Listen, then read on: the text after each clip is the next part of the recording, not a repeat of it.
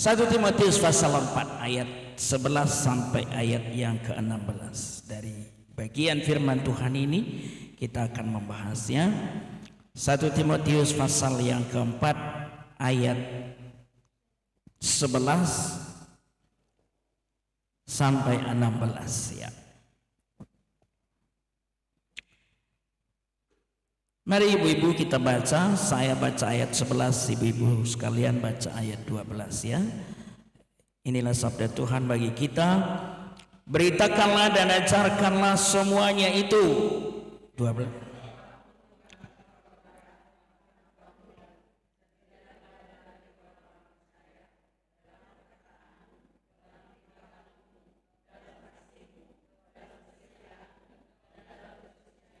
Sementara itu sampai aku datang, bertekunlah dalam membaca kitab-kitab suci, dalam membangun dan dalam mengajar.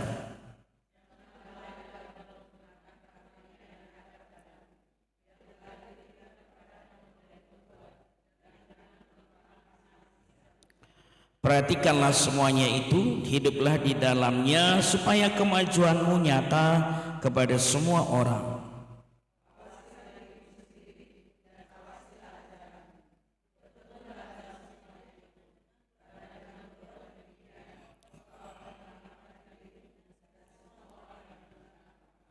Amin. Demikian jauh pembacaan sabda Tuhan. Berbahagialah kita yang membaca, melakukan, menyimpan dan melakukannya di hidup kita sehari lepas sehari. Amin. Ibu-ibu, ada surat Timotius ada 2 ya. Ini yang pertama, Timotius adalah anak rohani dari Rasul Paulus. Umurnya masih sangat muda ketika dia diutus untuk menjadi gembala jemaat di Efesus. Efesus mendapat tempat di hati Paulus ketika dia membuka jemaat itu. Dari semua jemaat, mulai dari Roma, Korintus, ya, Galatia, terus Filipi, Kolose, Tesalonika, dan Efesus. Paling lama Rasul Paulus di setiap jemaat ini adalah di Efesus. Lamanya 3 tahun dalam kurun waktu 1 kali. Tapi paling sering adalah ke jemaat Korintus 3 kali. Nah, itu ya. Dan paling panjang surat dikirim adalah Korintus, 29 pasal. Oke. 1 Korintus 16 pasal, 2 Korintus 13 pasal. Efesus adalah kota pelabuhan, kota di pinggir laut. Kalau kota di pinggir laut, hiruk pikuk suasana, entah perdagangan, ekonomi, suasana lah itu ya. Seperti Belawan itu kan hiruk pikuknya terasa.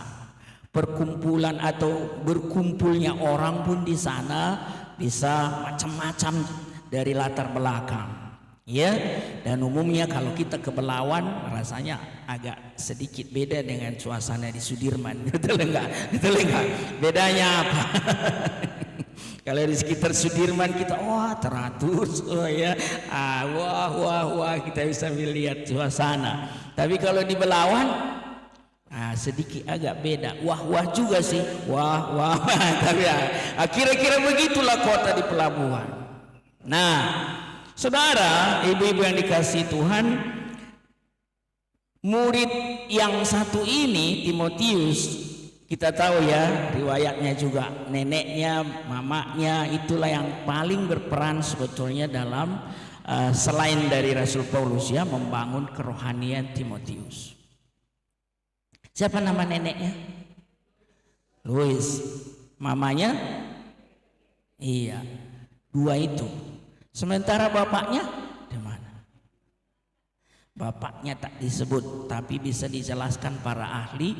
Bapaknya Timotius itu belum Kristen sampai meninggal, tidak Kristen. Jadi sebetulnya bapak Timotius tidak berperan untuk membangun kerohanian Timotius. Sayang sekali ya. Mamanya, maka luar biasa sebetulnya peran para ibu untuk anak-anak ya. Itu sebabnya sebetulnya yang paling dekat dan secara kualitas dan kuantitas Kaum ibu lah sebetulnya yang paling banyak menumbuh kembangkan anak juga dalam hal kerohanian. Itu sebabnya dipuji Paulus itu, ya, yang diwarisi dari nenekmu dan mamakmu, kira-kira begitu bahasanya, ya. 14 tahun lah menurut para ahli, ya, umur Timotius dikirim ke Efesus. Coba kita bayangkan dulu seseorang umur 14 tahun. Siapalah, kelas berapa sekarang? 14 tahun. Sampai kelas 3, 3 lah, ya. Begitulah. Jadi ternyata kedewasaan seseorang di dalam Tuhan tidak selalu diukur dengan banyaknya umur. Kalaupun secara keseluruhan sebetulnya ibu-ibu, kan kalau saya sebetulnya mengharapkan teladan dari dirimu. Kepada siapalah yang paling banyak kita harapkan teladan secara berbangsa? Dari para pemimpin, ya kan? Para pejabat, ya, presiden, gubernur, menteri, ini pejabat-pejabat di daerah. Terus para pemimpin-pemimpin rohani, ya. Ibu-ibu berharapnya teladan dari para pendeta, kan? Amin, ya. Nah, kalau sebaliknya gimana? Kecewa kali kalian, ya. Nah, kalau ada seorang bapak tetangga nggak teladan, lalu ada satu pendeta juga nggak teladan, mana lebih kalian tuntut? Pendeta, ya. Ya, kenapa? Karena kami adalah pengajar firman. Yakobus bilang apa? Janganlah banyak menjadi guru, karena guru banyak dituntut. Mengajar firman. Timotius ditolong oleh Rasul Paulus, diutus, dikirimlah surat, diteguhkan hatinya. Itu membuat hati Paulus, hati Rasul, hati Timotius teguh, ya. Tantangan banyak, saudara, ibu-ibu yang dikasihi Tuhan. Masalah utama yang dihadapi Timotius apa? Pertama, ayat yang pasal 4 ini tidak bisa dipisah dari pasal 1, 2, 3. Keseluruhan kita harus lihat sampai pasal 6 1 Timotius kita harus lihat. Nanti kutunjukkan tantangan dari pihak eksternal, dari luar, ya. Pertama, masalah yang dihadapi sebetulnya bukan hanya internal jemaat itu. Namanya juga jemaat pemula, ya. Kalau andaikan misalnya, coba kita ingat dulu kira-kira tahun 10-20 tahun pertama orang Kristen ada di Tanah Batak, di Sumatera Utara, di Tapanuli sana, di daerah Humbang, di daerah Tarutung. Gimana lah kira-kira pertumbuhan rohani mereka? Masih banyak hal yang harus perbaiki, ya kan? Saya ada buku di rumah, kira-kira saya baca itu karena tidak selalu banyak waktu. Ada sekitar sebulan saya. Ada namanya Marga Siregar pertama situ. Orang-orang Kristen awal dulu, ya, dari Tapanuli Selatan sebetulnya. Dan bagaimana sepak terjangnya di dalam pelayanan misi. Dialah orang yang pertama kali diutus oleh misionaris yang datang ke Sumatera Utara, pergi ke luar negeri belajar. Orang Batak pertama yang pergi ke luar negeri belajar, ya. Macam banyak kali kesulitan, banyak termasuk kesulitan iman. Ada yang sebentar semangat hilang, ya kan? Nah itu. Ada yang kalau jemaat Korintus, kalau kalian lihat 1 Korintus pasal 3 itu langsung suka berselisih. Ciri anak-anak salah satu apa? Kanak-kanak suka bertengkar. Dari pasal 6-nya mereka itu suka mencari keadilan sama orang yang tidak percaya. Itulah orang-orang Korintus. Nah, orang-orang Efesus pun tidak terlalu jauh-jauh dari situ. Kemudian nasihat Rasul Paulus ini itulah yang harus direspon. Salah satunya adalah ayat 12 itu paling ayat emasnya, ya. Jadilah teladan bagi orang-orang percaya. Ibu-ibu, mana lebih penting kita pentingkan? Orangnya dalam arti keseluruhan sikap pribadinya dengan pengajarannya atau dengan hasil karyanya, pelayanannya. Misalnya dalam konteks kita secara rohani, mana lebih kita pentingkan sikap keseluruhan orangnya dan hasil pelayanannya? Mana lebih? Kalau dibuat urutannya, dua-duanya sih penting ya. Dibuat urutannya, mana lebih penting? Orangnya, pribadinya, atau pelayanannya? Orangnya ya, Bu ya. Nah, ada tokoh gereja kami pernah bilang begini sama saya, Pak Pendeta, kami jemaat ini sebetulnya khotbah kalian di mimbar itu, para pendeta itu nomor 2-nya itu bagi kami, katanya. Oh ya, jadi nomor 1-nya apa Pak? Nomor 1-nya adalah karakter kalian, gitu dibilangnya. Iya juga, bener ya. Apa gunanya saya berkobar-kobar, hebat sekali mengagumkan khotbah, tapi ketika bertemu dengan jemaat tak terasa kasihnya, misalnya gitu ya, tak terasa misalnya keramahannya, ya kan? Ada kan? Begitu, muka mutung dia terus ketemu jemaat, sih gimana lah itu, ya kan? Nah, hari Jumat yang lalu saya khotbah di satu gereja Metodis, karena pendetanya ada tugas lain, saya diminta untuk masuk di sana ya, pemberkatan nikah. Sebetulnya saya enggak ada tanya-tanya, tapi para sintuannya itu yang langsung bercerita tentang pendetanya itu. Loh, aduh, saya sayanglah saya. Ya, lalu mereka, sebetulnya kami berharap sih udah tahun lalu pindah ini pendeta kami, tapi kok belum pindah ya? Ya langsung, kenapa mak gitu ya. Nah, cerita bla bla bla bla. Saya datang sebagai orang yang netral lah ya. Ya, tidak bela ini, tapi ya saya teguhkan hati mereka. Seorang pendeta sekalipun pelayan Tuhan, di sisi-sisi tertentu ada yang kelebihannya, pasti ya, amin ya. Tapi ada juga kelemahan, maka tidak ada yang sempurna. Pendeta juga manusia, amin. Tapi di dalam kelemahan perlu berjuang untuk lebih baik, gitu loh. Jangan permisif, istilahnya memaafkan keberadaan. Aku udah begitu dari dulunya, mohon maklum, mohon maklum, harap maklum. Jangan harap maklum terus, ya kan? Sebetulnya maklum akan menjembatani segala sesuatu, betul nggak? Ini satu kata yang sangat tangguh. Coba, segala sesuatu kalau ibu-ibu terima dengan maklum, ada masalah nggak? Misalnya, bapak di rumah pulangnya jam 3 malam setiap malam, maklum. Nah, jadi ada masalah nggak kalau maklum? Nggak ada masalah itu. Masuk mama. Lu jodoh banget deh. Padahal tak dari mananya dia kan, maklum. Betul nggak? Enggak. Daun katanya. Anak kita bandel luar biasa, maklum. Ada masalah nggak? Nggak ada masalah kalau kita maklum.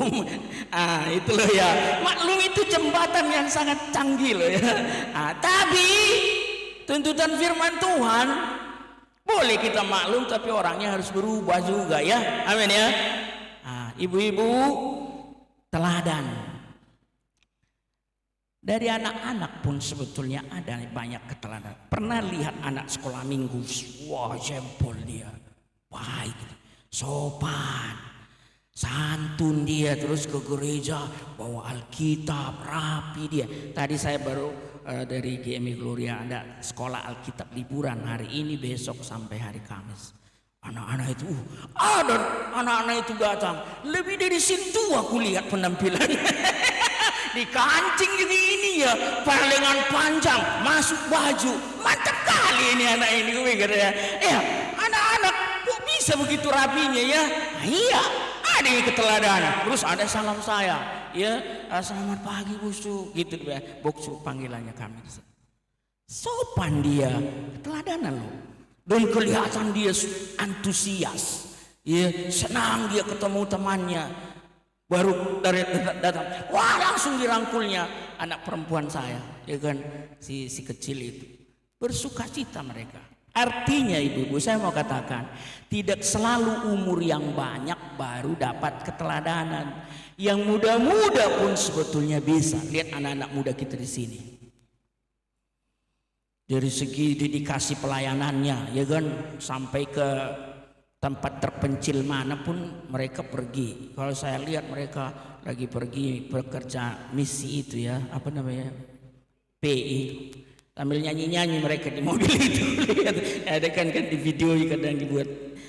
Ya, banyak keteladanan, dan itulah Timotius harus bisa menjadi teladan bagi banyak orang, bagi orang-orang percaya. Nah, ini nanti mau kita lihat, ya.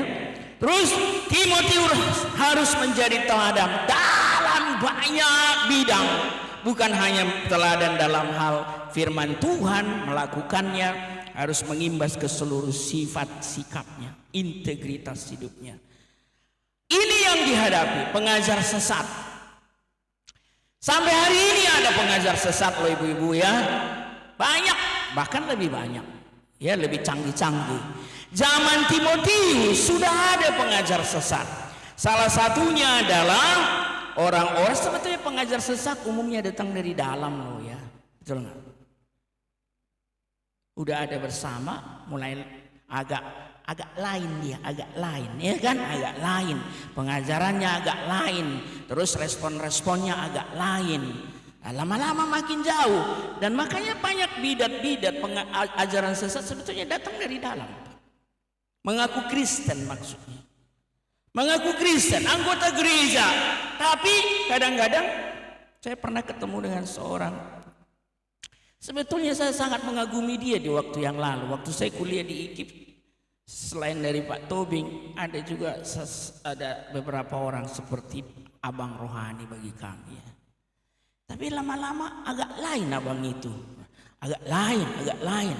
Dan saya pernah dibilang Natal itu, dibilang itu banyak kali alat-alat iblis itu di Natal itu, kata dia. Apa itu contohnya? Pokoknya semua katanya pernak-pernik Natal itu sudah alat-alat setan semuanya itu. Agak lain abang ini. Kok agak lain sih? Nah, kalau ada orang nggak mau diskusi terbuka sama banyak orang, perlu juga ada komunitas kita, ya. Jangan sendiri-sendiri aja terus. Sendiri terus dan merasa sudah hebat terus. Perlu juga dengar perkataan orang, masukan dari orang, ya. Amin, ya. Ada orang main slow aja, main solo aja, ya. Main sendiri aja. Makanya saya sangat terbuka dengan teman-teman di YBDP. Ada waktu ngumpul, ya. Apapun yang kita bicarakan, tapi terbuka untuk masukan dari orang. Ya, ibu-ibu yang dikasihi Tuhan, Timotius harus mengingatkan ulang, seolah-olah begitulah firman Alkitab yang pernah diajarkan Rasul Paulus kepada jemaat. Karena ada pengajar sesat. Tolong kita buka pengajar sesat yang dicatat di 1 Timotius pasal 6. Inilah pengajar sesat yang paling susah dihadapi dan paling getol menyesatkan jemaat mula-mula itu. Secara samar kita harus cari tahu apa itu, maka kita mengerti. 1 Timotius 6 ayat 20. Coba lihat ibu-ibu. Dari sini kita tahu, oh, di zaman Timotius sudah ada namanya pengajar sesat. Coba kita lihat, ya. 1 Timotius 6:20. Apa katanya? Kita baca 1-2, ya. Hai Timotius, peliharalah apa yang telah dipercayakan kepadamu. Hindarilah omongan yang kosong dan yang tidak suci dan pertentangan-pertentangan yang berasal dari apa yang disebut. Kalau kita nggak ngerti, seolah-olah pengetahuan, seolah-olah Rasul Paulus anti pengetahuan. Coba lihat. Jadi Rasul Paulus nggak suka pengetahuan, ya. Pertentangan-pertentangan yang berasal dari apa yang disebut pengetahuan. Ibu-ibu apa maksudnya ini? Bukan pengetahuan dalam arti ilmu. Kita harus terus kembangkan diri, ilmu kita bertambah ya, pemahaman. Maksudnya itu ada satu namanya pengajar sesat, gnostisisme. Gnostik, ini yang saya. Gnostisisme itu adalah yang mengajarkan gini. Hanya rohlah yang kita perlukan di dalam hal mengikuti Yesus. Daging ini, tubuh ini, nah ini filsafat gabungan dari filsafat Yunani, gabungan dari orang-orang Yahudi, digabunglah di situ macam-macam, diramu-ramu tak jelas ajarannya. Jadi tubuh kita ini seperti apa ini? Seperti penjara ini bagi jiwa kita. Tubuh ini pada prinsipnya buruk ini, ya, najis ini, ya. Jadi harus dibebaskan roh kita dari sini. Jadi seolah-olah urusan rohani dengan urusan hidup sehari-hari jadi dipisah. Itu enggak benar. Tubuh ini pun ikutnya ditebus Tuhan Yesus. Betul enggak Ibu? Mana contohnya? Maka tubuh ini kita perlu, bagi Tuhan perlu. Contoh ayatnya di Alkitab. Roma 12 ayat 1. Persembahkanlah tubuhmu, dibilang ya. Persembahan yang hidup. 1 Korintus 6, tubuhmu adalah bait Allah, bait Roh Kudus. Terus Yohanes, pakailah anggota-anggota tubuh sebagai senjata-senjata kebenaran, bukan senjata kelaliman. Kalau umat sekarang, pakailah suaramu. Menyanyi bagi Tuhan. Tadi singer situ saya diberkati loh. Kok suka suara artis ya? Andai kan nggak kulihat wajah kalian tadi, kayak suara yang di kaset-kaset itu ya. Iya, mantap ya. Pujian, itu kan bagian dari hidup kita, tangan, kaki ya. Ada lagu Bukwende nang pak. Itu Luhut apa itu?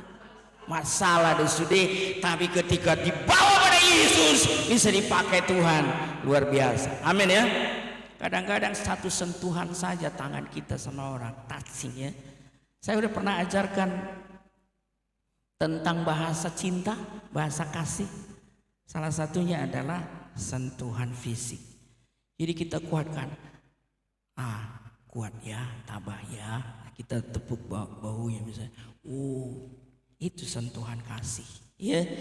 Baik, ibu-ibu, tugas utama Rasul Paulus tetap ayat 11, lihat ayat 11. Beritakanlah dan ajarkanlah semuanya itu. Apalah kira-kira di atasnya, coba lihat ayat 6 sampai 10 itu. Sebetulnya itu satu contoh perlunya ibadah yang benar kalau di atas. Dan Rasul Paulus panggilan utamanya harus tetap untuk memberitakan firman. Salah satu karunia rohani yang berurusan dengan memberitakan firman, kalau 1 Korintus 12, 1 Korintus 14 adalah karunia bernubuat. Nubuat seperti di Alkitab yang diserahkan Tuhan pada para nabi, para rasul. Memang sudah berhenti, makanya Alkitab ditutup ya. Gak boleh tambahin lagi Alkitab ya. Amin. Ya. Makanya di pasal yang ke-22 Wahyu itu kalimat-kalimat terakhir gak boleh tambah. Kalau tambah dibilang apa? Ditambahin malah petaka sama kita. Kalau dikurangin upah kita dari kasih karunia Allah kira-kira. Nah, Rasul Paulus mengingatkan tetap beritakan dan ajarkan firman yang benar. Hati yang berkobar-kobar. Ini tugas kita semua sampai hari ini belum selesai. Amin. Ini kami baru meneguhkan satu sepasang suami istri. Suaminya orang-orang India asli, istrinya orang Jawa ya. Kami bantu. Jadi sebetulnya kami Gemi Gloria itu mensupport misionaris. Ada sekitar 5 pasang suami istri. Nah ini mau berangkat ke India. Kita masih bisa di situ mendoakan, menyurati, memberi semangat, lalu membantu secara dana, ya. Tinggal di luar negeri kan butuh dana besar, ya. Jadi gereja-gereja harusnya ikut loh, ya, membantu. Kalau gereja kalian cukup banyak kasnya, ya. Saya kadang pernah di satu gereja, ibu-ibu, kan biasanya gereja tertentu di malam tahun baru itu dikasih tahu isi dompetnya, betul nggak? Semua ini dong? Laporan kan? Berapa kas keseluruhan kan dikasih tahu situ kan? Kalau gereja kami nggak pernah kasih tahu kasnya, sungguh. Kenapa ya? Mana kalian ibu-ibu milih mana? Dikasih tahu kasnya atau nggak dikasih tahu? Tahu ya?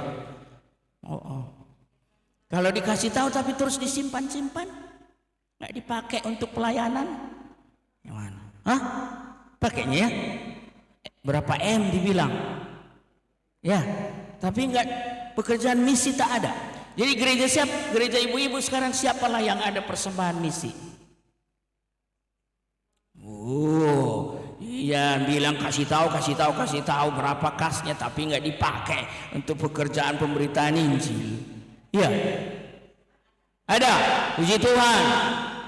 Kami nggak kasih tahu kasnya seluruhnya karena ada puluhan M soalnya. Nanti kalau dikasih tahu udah banyak duitnya, nggak usah lagi kasih persembahan gitu pula nanti.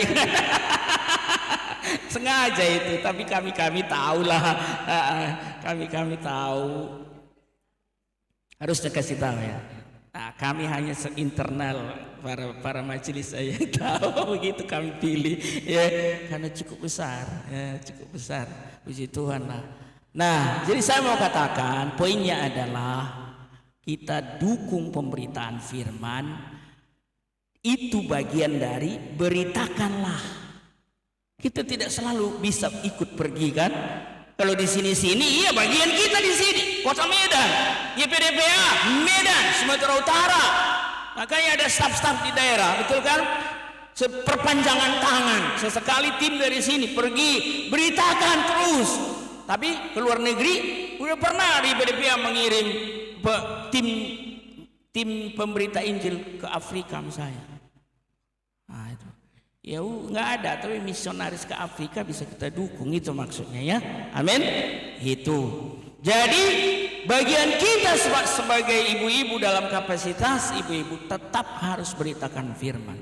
Secara langsung kah? Sekarang media sosial kah? Ibu-ibu daripada selalu tunjukkan sarapan pagi, makan siang, makan malam di Facebook, lebih baiklah tuliskan satu ayat di situ firman Tuhan. Kirim. Amin ya. Amin. Teman Facebook saya ada 5.000. Sungguh, sebagian diantaranya ada itu hamba Tuhan pula dia. Sarapan paginya dikasih tahu, sarapan makan siangnya dikasih tahu, makan malamnya dikasih tahu. Terus snack-snacknya dikasih tahu, minum kopi apa dia dikasih tahu, gambar apa di atas kopinya juga dikasih tahu. Karena ada itu kopi bergambar-gambar sekarang ya, pinter-pinter itu yang bikin kopi ya. Nah, sampai ditegur atasan kami dia, kau isi perutmu tahu kami semua, kata dia. Betul ya. Semua lapor apa yang dimakan, padahal dia hamba Tuhan. Cek ke bawah, tak pernah satu ayat pun diposting dia, ya kan? Jadi apanya tugasnya? Nah itulah. Ibu-ibu bisa nggak memposting ayat di Facebook? Bisa nggak? Nah, postinglah. Pekerjaan-pekerjaan Tuhan, ya, hal-hal yang dikerjakan Tuhan. Misalnya apa? Ya. Jadi orang bersyukur, oh puji Tuhan, kata orang misalnya ditimpali, itu berarti udah orang ikut memuliakan Tuhan. Jangan-jangan ada orang ngantuk gitu, padahal dia pekerja kantoran, jam 10 dia posting itu, ngantuk gitu panjang kali. Kira-kira kesaksian yang baik enggak gitu?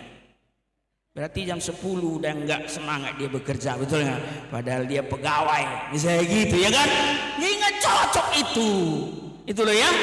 Ajarkan yang benar, jadi teladan dalam hal apa? Ayat 12 itu.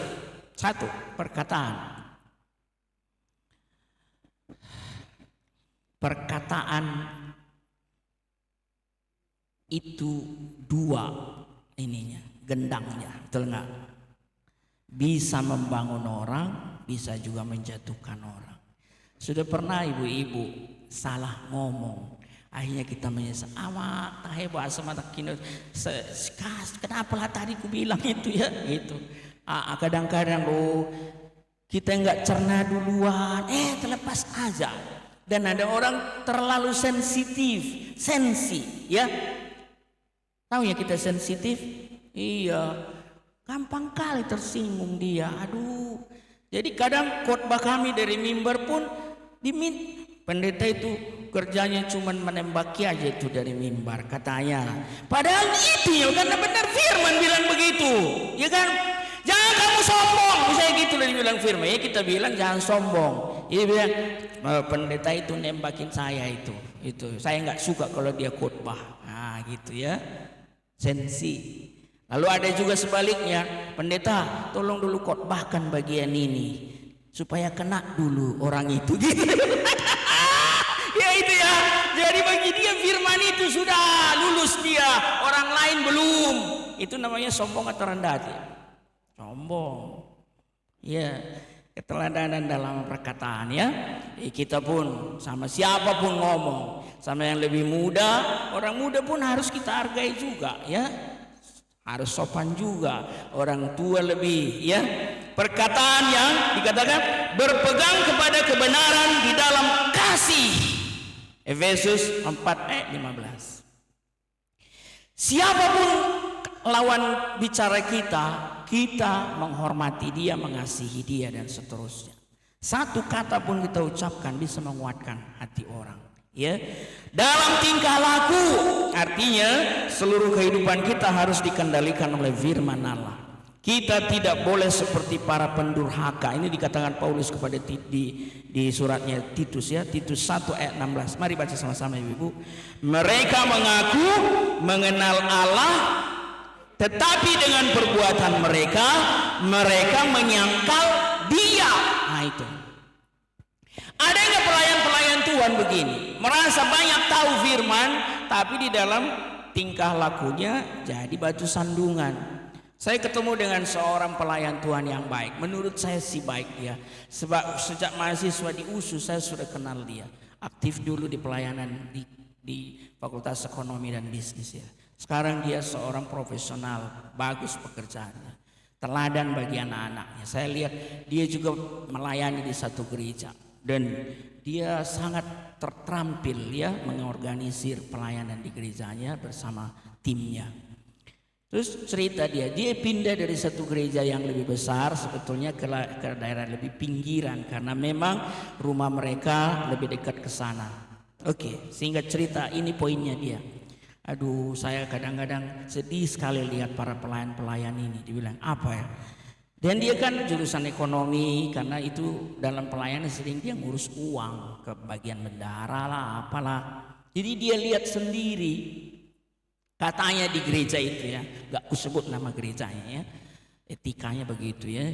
Dia bilang, Bang, sebagian dari pelayan-pelayan itu dibilang sudah seperti mata pencahariannya persembahan jemaat itu. Dibilang enggak kutambahin, enggak kukurangin, begitulah dibilang. Sudah seperti mata pencahariannya dibilang. Artinya mangahuk tu dirina udah sebagian.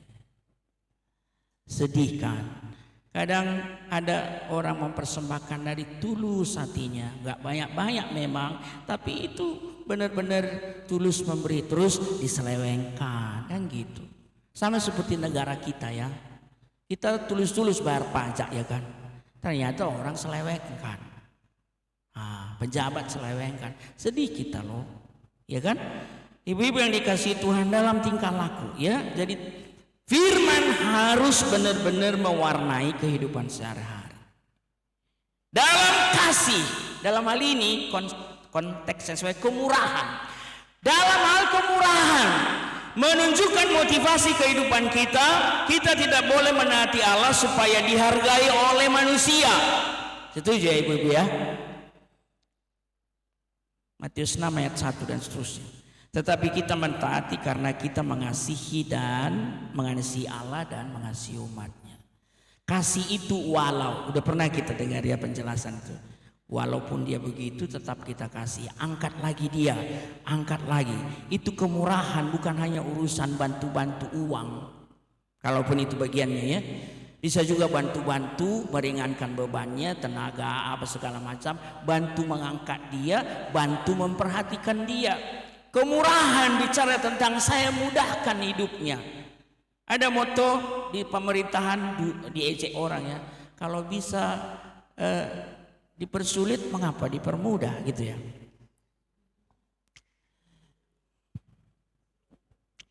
Seminggu yang lalu saya curhat satpam gereja kepada saya. Waduh, sedih juga. Tabrakan anaknya di daerah Kodam sana, dibonceng kawannya.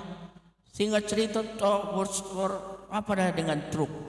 Kakinya, waduh, harus dioperasi pakai pen 2 dan seterusnya. Singkat cerita, sebetulnya dia mau urus BPJS supaya bisa ringan operasi segala macam.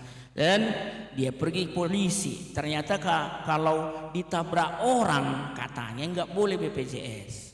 Harus apa itu? Harus dasar harja.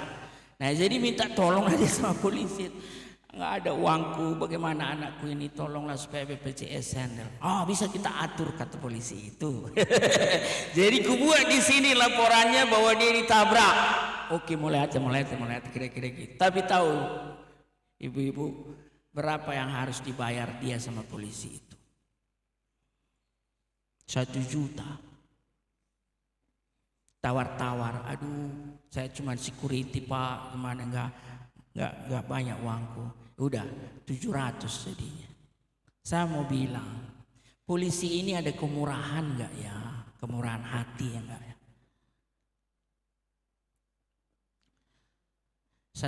2 lembar dibilang, 2 lembar kata 350.000 lah 1 lembar. Sebetulnya perlu enggak sih dibayar itu? Mungkin perlu uang kertasnya ya, boleh lah ya. Tapi perlu enggak 700.000 2 lembar surat ya? Orang udah begitu. Aduh, itulah. Kadang hati kita harus benar-benar dijamah Tuhan dulu ya kan. Baru memang ada belas kasihan. Kalau enggak dijamah Tuhan enggak bisa. Teladan dalam kemurahan. Wah, ada orang tahu, lihat kenapa ada di 2 Korintus. Coba lihat dulu sebentar 2 Korintus ibu-ibu. 2 Korintus itu pasal 8. Apa isinya 2 Korintus pasal 8? Ibu-ibu udah pernah dengar khotbah tentang itu?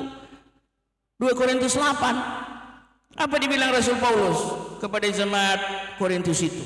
Saudara-saudara, ayat 1 ya, kami hendak memberitahukan kepada kamu tentang kasih karunia yang dianugerahkan kepada jemaat-jemaat di Makedonia.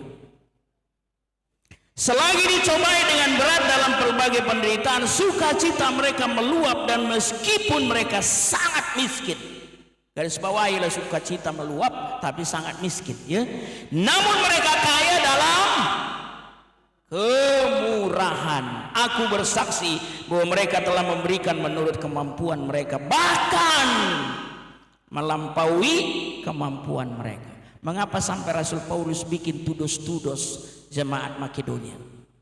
Kenapa? Karena jemaat Korintus kaya-kaya sebetulnya secara keuangan, tapi pelitnya bukan main.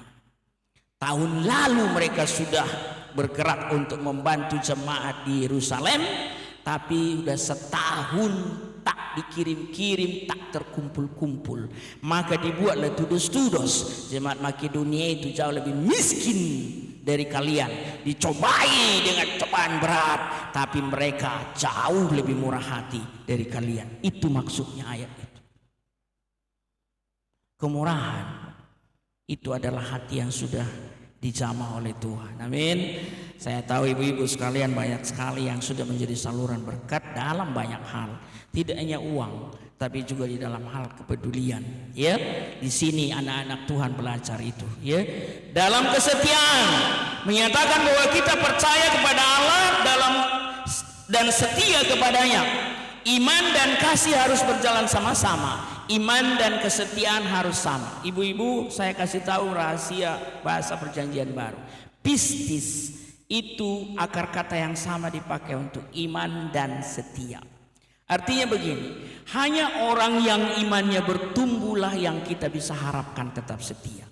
Sebaliknya, orang yang sudah berhasil melewati macam-macam, setia dia, berarti imannya bertumbuh. Amin.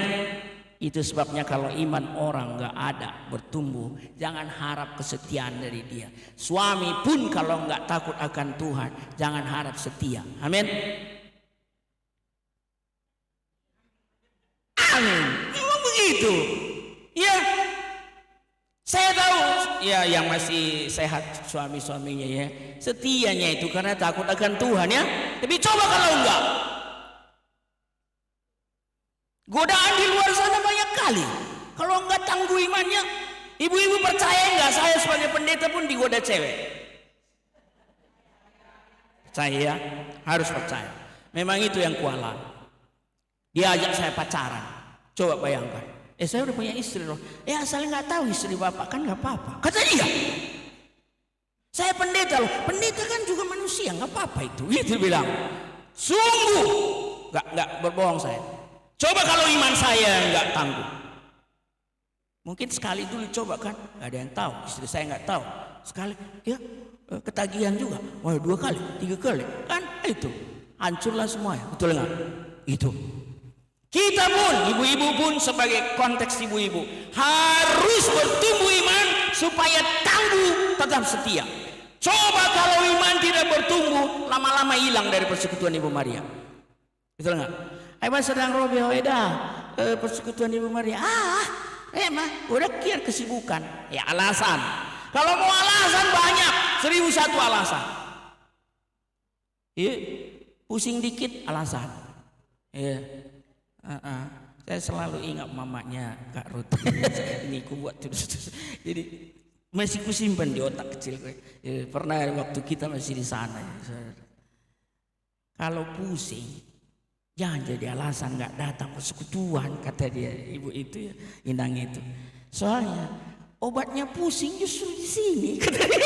Jadi maksudnya kalau pusing dari rumah, ikut persekutuan, dengar khotbah selesai, pusingnya hilang. Amin ya. Jangan jadi alasan pusing ibu nggak bisa datang Ibu Maria. Jangan di sini. Saya selalu itu luar biasa ya. Itu satu yang ku ingat dari Inang. Luar biasa kan. Nah, kesetiaan, kesucian. Timotius kan masih muda.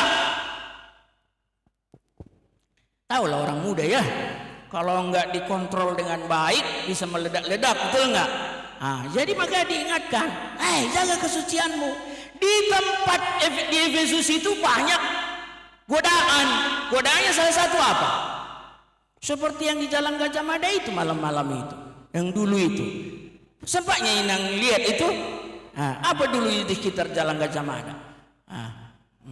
Godain kita dong bang, gitu. Ada yang juga yang kayak gitu-gitu. Ada juga yang perempuan beneran, berdiri di situ. Saya sempat lihat itu dulu, tapi nggak pernah tergoda saya itu, ya. Tapi saya maksudnya nggak pernah jatuh dari situ. Di Efesus banyak itu, makanya jaga kesucianmu, termasuk juga kepada jemaat perempuan-perempuan mungkin curhat. Boleh nggak curhat perempuan sama pendeta laki-laki? Boleh, tapi apa syarat-syaratnya? Maka di gereja kalian Bapak Ibu, ibu-ibu, kalau boleh ruang pendeta pakai kaca kalian bikin. Jadi bisa kita tilik dari sini. Ngapain pendeta itu di dalam gitu. Jadi kalau lagi kanseling dia kelihatan. Saya kami di ruangan kanseling, kaca dibuat di situ supaya orang bisa amati. Kalian tahu kalau yang gadis-gadis, apalagi yang di atas gadis lah, ya.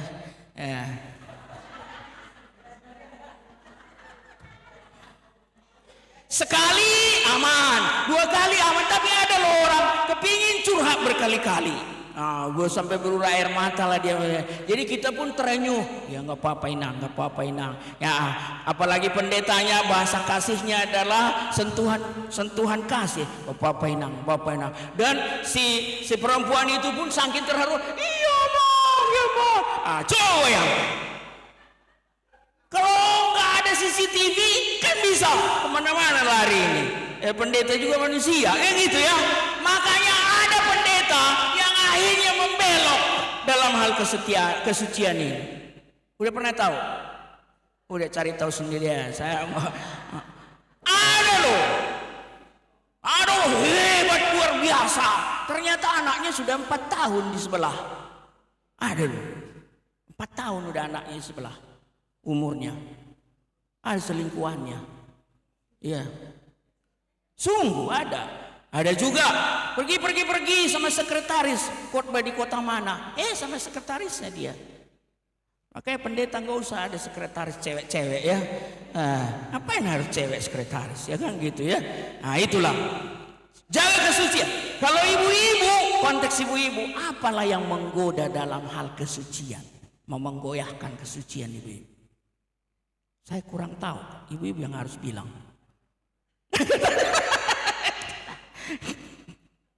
Yang mencoba mengganggu-ganggu daya tahan pertahanan kesucian ibu-ibu, apalah zaman ini?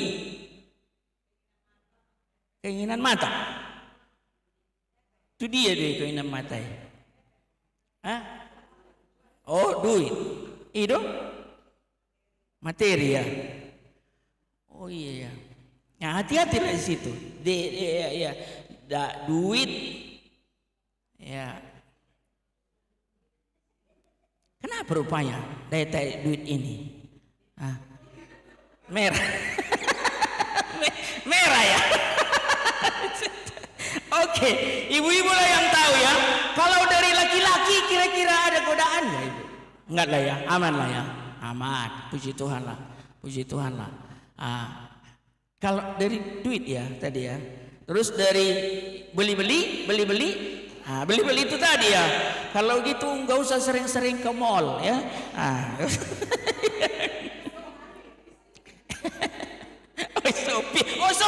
Shopee. Di HP itu ya, Shopee. Aduh, itulah godaannya ya. Ya. Oke, kesucian ya dijaga ya.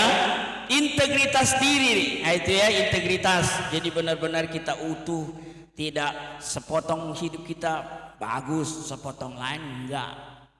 Maunya harus seperti buah roh itu 9 naik semuanya. Ya kan? Jadi integritas harus dijaga. Jangan, kalau lagi hari Minggu kita benar-benar seperti malaikat, ya Senin sampai Sabtu bebas, tidak lagi seperti menjaga. Itu ya. Bertekun membaca kitab suci. Ibu-ibu Maria nggak perlu diajari lagi nih, amin. Saat teduh, Bible reading, baca Alkitab ya. Saya sengaja kirim renungan berbanyak grup dengan harapan sekian orang yang menerima ada tergerak hatinya membaca firman. Amin. Ya, jadi bertekun itu harus benar-benar diusahakan, disengaja. Nggak boleh sambil lalu namanya bertekun. Benar-benar kasih perhatian, kasih ada semangat di situ. Dan apalagi kalau ada ajaran sesat itu tadi saya bilang ya, kita harus bisa jawab, dilawan. Kalau mereka tanya kita harus lawan. Bertekun, abdikan diri, asik itu tadi saya bilang ya. Membangun itu mendorong orang menerapkan firman Allah dalam kehidupan yang lain. Jadi kalau PAPA ibu-ibu ya, ayo kita praktekkan. Coba kita buat proyek ketaatan 1 minggu ini tentang bagian ini ya. Coba nanti minggu depan lapor berhasil nggak melakukan. Kita dorong orang, teman-teman kita melakukannya, mengajar, memberi pengajaran, juga cakap mengajar. Ibu-ibu juga harus belajar, entah mengajari anak, mengajari cucu, mengajari siapapun bisa mengajar firman. Amin. Kemudian mengembangkan diri perlu. Jangan langsung puas, kemampuan, skill, pemahaman dan seterusnya harus maju. Saya pun, ibu-ibu, saya masih membaca buku sampai sekarang, masih beli buku. Syukur kami dikasih jatah 100.000 1 bulan beli buku. Jadi kami bisa beli buku, nanti tukar bondnya. Puji Tuhan. Pendeta kalian di gereja, tolong. Kalau kalian sintuan, talema kira-kira berapa setahun beli bukunya pendeta supaya lebih berkembang ya. Nggak dibeli. Oh, kasih buku. Supaya membaca dia ya. Supaya jangan main Facebook aja dia ya kan. Tantangan konteks sekarang saya mau kasih tahu, ini kan lagi digital ini, semua Facebook, semua media sosial.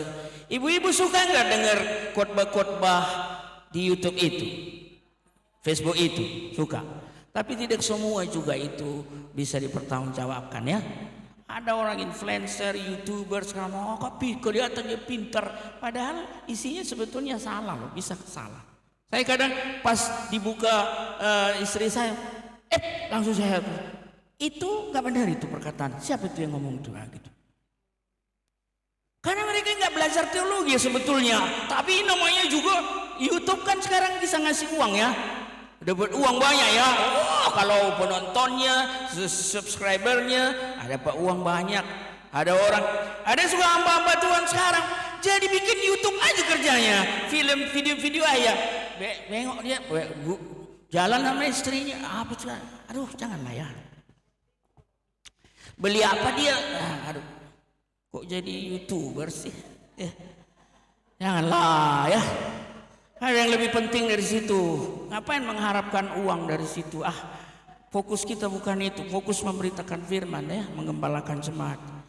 Ingatkan pendeta kalian kalau suka bikin YouTube ya. Ya, Amang fokus aja lah Mang ya, jadi YouTuber ya, bilangnya. Kecuali khotbahnya yang merapi-api terus dipotong untuk dilihat orang, bagus tuh. Tapi kalau misalnya mesra-mesraan dibuat, padahal dia pendeta ya, nggak boleh itu ya. Ya, jangan lalai menggunakan karunia. Ini dia juga ya. Ibu-ibu udah tahu karunia rohaninya? Amin ya. Ceklah nanti ada 19 karunia rohani, 1 Korintus 12, 1 Korintus 14, Efesus pasal 5, dan juga apa itu? 1 Petrus. Iya, 19 karunia rohani dalam hal melayani semua kita ya. Itu perlu dikembangkan. Rasul Paulus mengingatkan Timotius, setiap orang Kristen punya 1 karunia rohani minimal, amin. Itu dari Roh Kudus dan harus dikembangkan. Ingat, 2 talenta, 5 talenta, 1 talenta.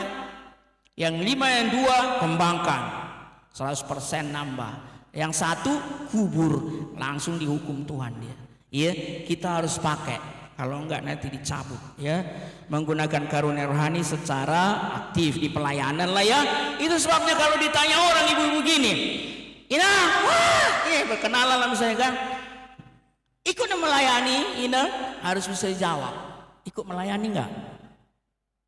Ikut. Kalau ditanya di mana? Di mana ibu-ibu jawab? Bisa di gereja, bisa di sini ya, ibadah, bisa di punguan-punguan marga, dimanapun, di sekolah minggu. Tapi harus melayani, tidak boleh tidak. Ya, terus apakah abdikan diri sepenuhnya? Cepat ya, ayat 15 itu, 15 ya. Harus sungguh-sungguh serahkan hidup untuk mengabdi pada Tuhan dan sesama. Oke, terakhir, awasilah hal-hal. Apa itu? Awasi dirimu, awasi ajaranmu. Ini tadi yang kutanya di awal. Mana yang lebih penting, diri kita dengan ajaran atau pelayanan kita? Dua-duanya penting. Tapi kalau mau diurutkan, diri dulu. Amin. Jaga, jangan jadi batu sandungan. Jadi kalau kita dicek orang hidup kita sama tetangga, kira-kira amannya ibu-ibu kalau kami cek tentang keberadaan ibu-ibu, kami cek sama tetangga? Bagaimana ya Ibu Nora? Ibu apanya? Inang ya, Mama si Norai biar Inang. Tetangga ini Inang kan. Ibu biar. Cerita mantap itu. Ramah. Gitulah dari tetangga ya. Terus anggota gereja. Aduh, Mak si Norai. Mantap di gereja, dia motornya di sini. Kita tanya sama Ibu Maria. Biar kesaksiannya Ibu Nora. Mantap, kira-kira begitulah ya. Itulah diri ya. Ajaran pun begitu. Imam Maksinorai mengajari anak-anaknya. Kelihatanlah nanti itu anak-anaknya pun saya lihat setia bersekutu ya, melayani. Itulah keluarga-keluarga Kristen. Ada satu sih yang menyimpang ya. Apa istilah bahasa Batak? padi, eme, semua bernas-bernas, ada juga satu-satu lapungnya ya, lapung ya. Itulah kadang menjadi pergumulan. Tapi kita angkatlah orang seperti itu, jangan jadi akhirnya kita singkirkan, nanti jadi makin terpuruk ya. Apalagi misalnya mamanya ya, dia udah bergumul banget mamanya itu sama anaknya itu, masa kita nggak beres kau mendidik anak loh? Jangan, ada soalnya begitu. Kita hakimi dia padahal dia udah berurai air mata untuk mendoakan anak-anak. Sama seperti siapa yang paling terkenal mendoakan anak akhirnya diubah Tuhan? Monica ya, Monica. Agustinus tuh anaknya jadi bapak gereja. Umur 14 tahun Agustinus sudah ada istri tak sahnya dan ada anaknya satu. Saking bebasnya dia. Tapi pada umur 35 diubah Tuhan. Tidak sempat dilihat mamanya perubahannya Agustinus itu. Tapi doanya dijawab Tuhan. Amin. Baik, jadi awasilah semua itu, rumah tangga kita, keluarga. Termasuk ibu-ibu juga harus menjadi pengawas bagi suami, bagi semua isi keluarga ya. Seringnya kalian nasihati suami, boleh istri menasihati suami, boleh ya. Asal tetap menghargai dia sebagai kepala rumah tangga ya. Jangan pula waktu menasihati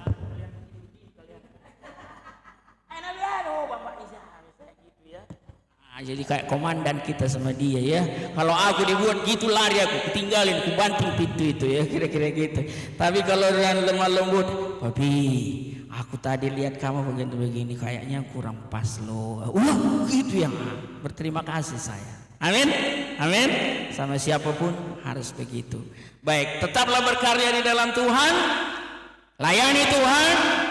Ini dia kalimat terakhir saya. Kalimat terakhir saya ya, mana tadi? Refleksi. Meneguhkan anggota jemaat yang telah diselamatkan Tuhan Yesus dan memenangkan nggak muncul.